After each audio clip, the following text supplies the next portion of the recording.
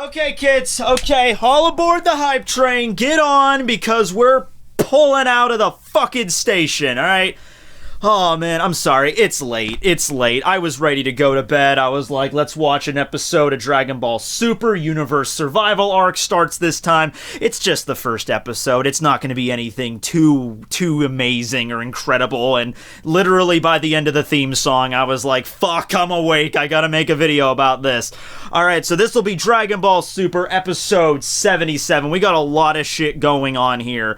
So overall, though, it is the beginning of the Universe Survival Arc. We're talking about 12 universes all coming together, 12 gods of destruction, 12 supreme kais, 12 angels, and of course, from each universe, the headliners of the program, ladies and gentlemen, will be 10 warriors of ultimate class, of incredible strength and weird designs, and apparently furries too, because the opening showed Goku fighting against like a fucking wolf man with a scarf. Hey, it looks cool, whatever. I think by now we've all seen what all the 12 gods of destruction look like. You know, there's been a promo for that. Probably the one that stands out the most, that everyone was fucking losing their shit over, was the Pennywise god of destruction, the clown.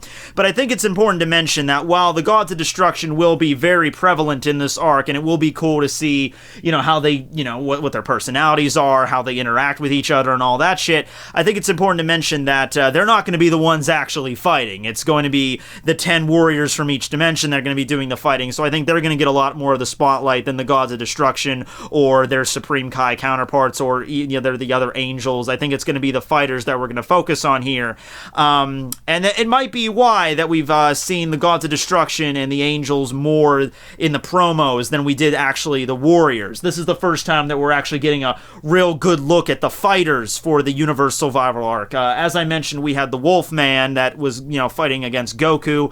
We also saw this really kind of bulby, like, kind of looked like a Teletubby girl fighting against Vegeta, and mostly though the main focus was on this kind of Martian alien looking dude fighting against Goku. And when I say alien, I mean the stereotypical alien, you know, the kind that are like gray with the big bulby eyes and shit, and he was fighting against Goku the most in the opening. Like, they were really doing something there. He was like emitting this red energy, and Goku of course has Super Saiyan Blue, so it was like this kind of like, clash of colors going on here. Great visuals. The opening, by the way, was Limit Break X Survivor by Kiyoshi Hikawa. So, yeah, it's just amazing opening. Really, really brings the energy to it. And it all comes together in that last line. So Zeno-sama will be blown away. And I think that's also a big point here. And this first episode, like I said, not like a huge amount of shit happened in terms of like advancing the plot to the point where like, oh shit, all the universes are coming together. Like, we didn't get to see the gods of destruction or anything yet. But the big point here is that you have two Zeno-samas now, and they kind of forgot about the universe survival, or they kind of forgot about the tournament that they were going to be, held. So Goku goes to them and reminds them. But you have this moment with Beerus first, who says that, who doesn't want Goku to go, doesn't want to ask about it. And Goku is like, well, don't you want to, Beerus, weren't you the one that was so excited about the Universe 6 tournament, with Champa, aren't you, or don't you want to know who's stronger? And Beerus is just like, you know what, if Zeno-sama forgot about it, then let's not poke the bear. And he brings up that Zeno-sama is kind of a problem, because he is innocent and noble, sure, he's like a child, but that's a problem. That innocence could end universes, because there's like no halfway point with Zeno. It's like when he sees a universe that's corrupted or evil, or even one person on one planet is corrupt and evil, he'll fucking wipe out the whole thing. And we've known he's done that before. We saw him do it last arc with Future Trunks in his world, and we also saw him, we didn't see him do it, but it was stated that he did it to 6 other universes already. It was supposed to be 18 universes, and here we are now with just the 12. So, yeah, that's an issue, and I think that's what that last line of the opening is, like, Zeno-sama will be blown away. We have to make it entertaining for him, because you sit back and think for a second, like, if Zeno-sama plural, if Zonosamas are not entertained by this tournament, if it doesn't meet their expectations, they could easily just say fuck it and then just wipe everything clean. And they would easily do that. And that's why Beerus was so, like, hesitant about Goku going to meet him. Like, hey, look, I don't...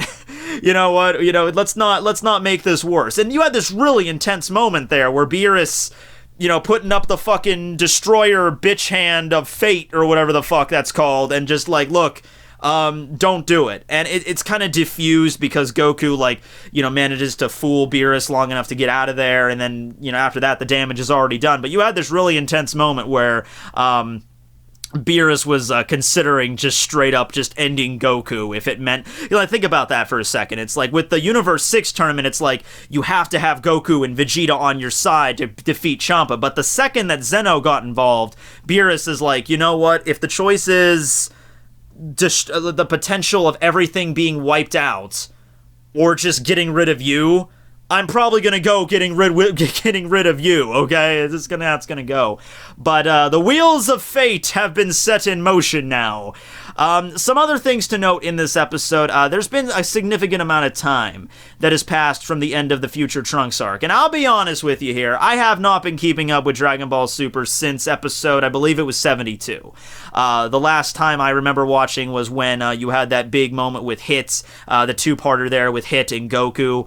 I think that was 71 and 72. That was the last episode I checked out, because I knew it was going to be a little bit of filler after that. You know, some people have been, you know, saying stuff around. I've been hearing some word of mouth, but mostly it's been filler.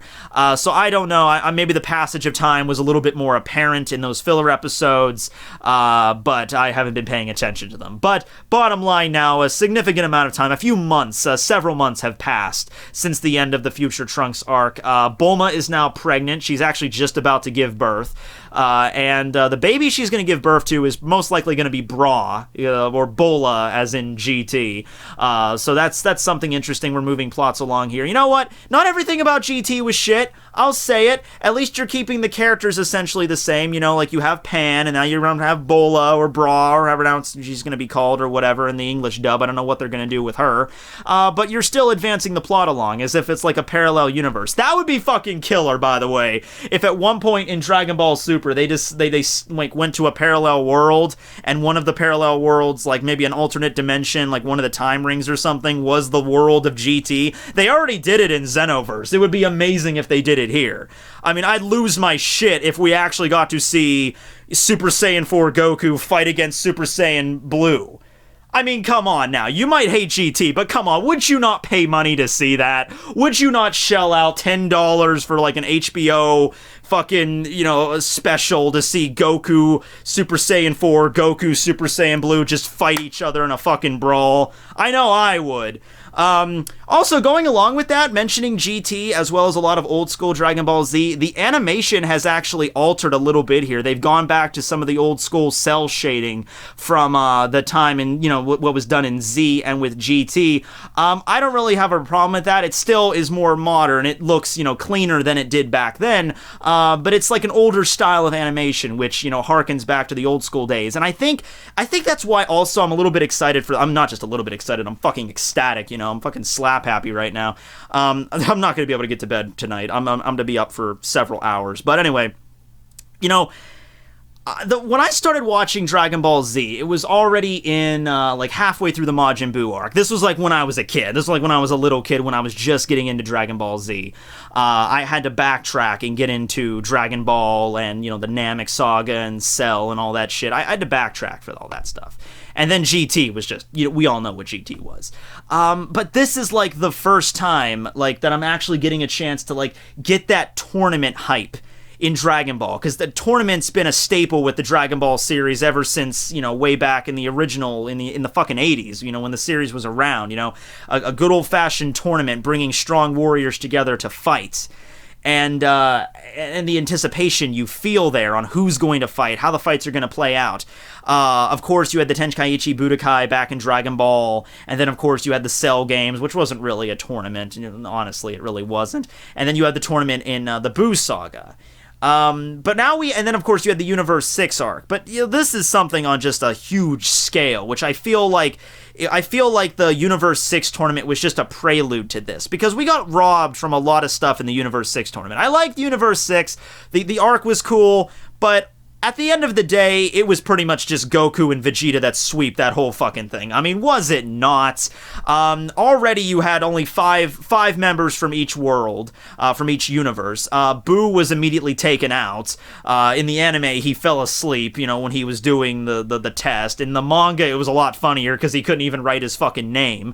Monaka, of course, was a joke, it was a play off of Beerus to try to get Goku and Vegeta to train more, to, think, oh, there's Monaka, and he's the strongest character, the strongest being in Universe 7, so he was a write-off. And then you had Piccolo, which could conceivably be cool, but was also taken out by Frost. So it was pretty much just Goku and Vegeta swept the whole freaking thing, and we were cheated out of a lot of stuff, and that's not going to be the case here. It's going to be 10 characters from each dimension. And the 10 characters, I mean, they've already been shown in the opening. We already know which characters in Universe 7 are going to be part of this tournament. So, of course, we have Goku and Vegeta, kind of a given. We have Piccolo coming back, and we have Boo. So, right away, it's cool. Along with that, we also have Gohan. Okay, that's going to be sweet. Tien Shinhan. Tien Shinhan's going to be in this.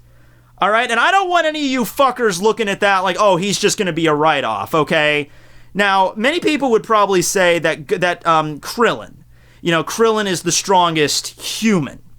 Okay, I'll give you that. But Tien Shinhan is the strongest Earthling. Let's go with that, okay? If you don't want to say Tien Shinhan if he's not a human, he's a part of the Third Eye clan, which was like never fucking touched upon at all. If you don't want, it's possible he could just be a human from a very specific clan that can awaken an eye, or you could say he's a member of a subspecies or whatever. Whatever. I'm gonna say Tien Shinhan is stronger than Krillin. And Krillin's gonna be in this too, either way, so we're still gonna see that. So, number 7 is Krillin. Number 8 is going to be Master Roshi. And there's this epic scene in the opening where he's just looking like a fucking boss, just taking off his shades, looking cool. My point is, I don't want you to write off, like, Tien and Krillin and Master Roshi as just, like, they're gonna be, like, oh, they're in one fight and they get beaten, blah, blah, blah. Even if they are in just one fight, it's gonna be a bitchin'-ass fight. It's gonna be a cool fight, alright? We're gonna see Master Roshi in a Universal Tournament level.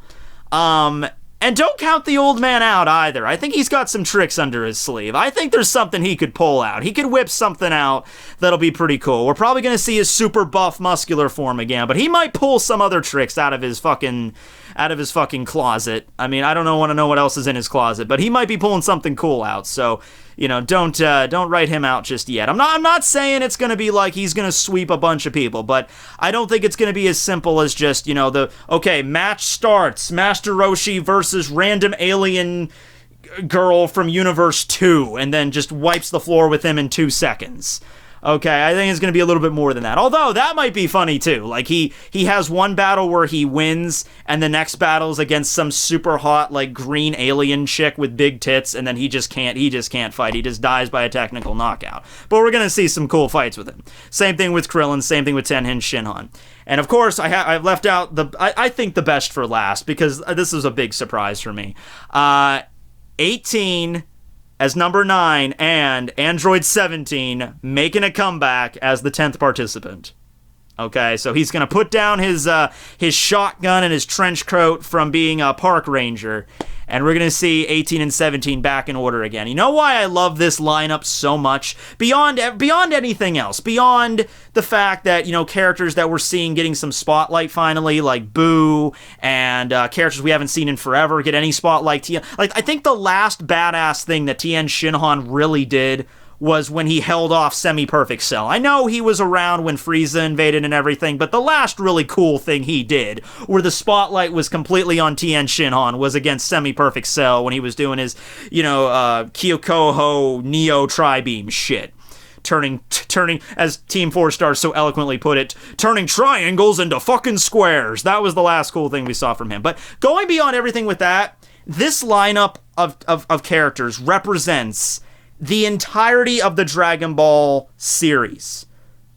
From Dragon Ball all the way up to to all the way up to Dragon Ball Z. The entire, like every major arc is represented here, okay? We have old school Dragon Ball with Krillin and, well, Goku and Vegeta are a staple pretty much throughout most of the entire series, but your old school Dragon Ball, we have Krillin representing, we have Master Roshi representing, we have Tien representing, okay? Then we have Dragon Ball Z, you know, each arc, you know, we have, Saiyan arc represented by, Vegeta there. Okay, the Namek arc's kind of excused there. You know, let's go revive Frieza a third time and have him go fight. Okay, no. But then you also have, from the Cell or from the Android Saga, that area, you have 17 and 18. You have Piccolo thrown in there. And then, of course, from the Buu Saga, you have Buu. As well as, Ultimate Gohan, alright? Now, the one kicker here, though, is that as we clearly saw from the beginning of the episode, Goku gets held up by a bunch of, muggers and shit. He's out of practice. He got shot in the arm, and it didn't really hurt him. It was the same thing as basically like a bug bite or something, but he left a scar, left a burn on his arms, so there's going to be a lot of training involved, and I think it was even hinted at by the end of the episode that this isn't going to be we're not going to dive right into this. It's going to be a few episodes focused on the participants, and I think if this is done right, man, this arc has the potential for being not just one of the best arcs in Super, but one of the best arcs in Dragon Ball, period. And I sincerely mean that. I know this entire video's been nothing but me just jerking off the big dragon cock, but I am seriously pumped for this. I think that, a universal battle of this scale, introducing all these new characters, all these new gods of destruction, we're seeing these characters being introduced again, they could seriously do some major shit with this. We could have some major callbacks from stuff that happened decades ago, and I love that stuff with Super. It's not a reboot, they're not just reimagining the whole franchise, it's a continuation of this story, and I am absolutely in love with it. So, yeah, do it, man. Just fucking do it, right? I want to see episodes focused on Tien. I want to see an episode focused on Roshi and their motivations for in the tournament. And then finally, the big build-up. It's going to be probably just an entire episode where all we get is just, here's the battleground, here are the different teams, and then how the setup's going to work. I mean, let's think about this here. 10-man teams from each universe, 12 universes. That's 120 fucking participants here. I don't know how this is going to pan out or how long this arc is going to be, but this is a solid-ass episode for the prelude to it all. Extremely solid. Opening was solid. The advancements of the different characters since the end of the Future Trunks saga is solid. We got to see Vegeta actually being responsible. Goku comes and asks him to train on Beerus's planet with Whis, and Vegeta's like, no man, I can't go. Bulma's about to give birth. So major character development there with him. Goku learning, okay, I need to train. I'm starting to get a little bit weaker now. And then finally at the end with freaking Beerus almost, it wasn't a joke. I mean, Beerus was serious there. He really was thinking about doing it. So yeah, very solid episode. I know I'm gushing, but I just needed to talk about it, alright? Sometimes you just need to talk about shit, okay? Well, anyway, what are your expectations for this? What do you think, what are the gods of destruction are you most hyped for? What are your thoughts on the Martian dude that's fighting Goku with the red fucking key, and the Wolf Man, and the Teletubby girl, and, all the other characters that are going to be introduced, the slew of angels, and Supreme Kais. They're probably not going to play a very prevalent role, but it'll be cool to see, different designs for different universes, stuff like that. How do you think the tournament's going to be, organized in general?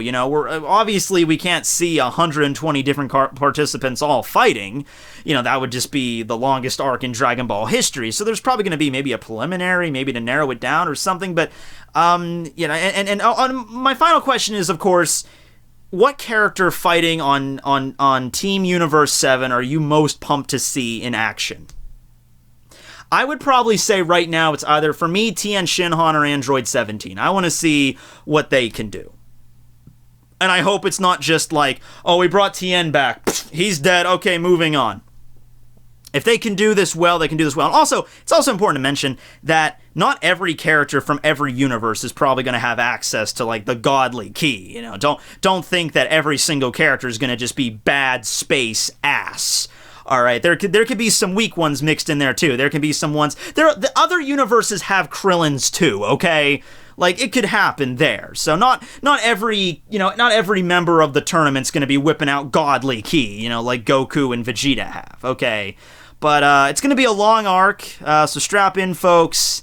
Get ready. Leave comments below. Subscribe and like and all that good shit. Thanks for watching, everybody. This will be Tekking101 signing out. My body is fucking ready, let me tell you.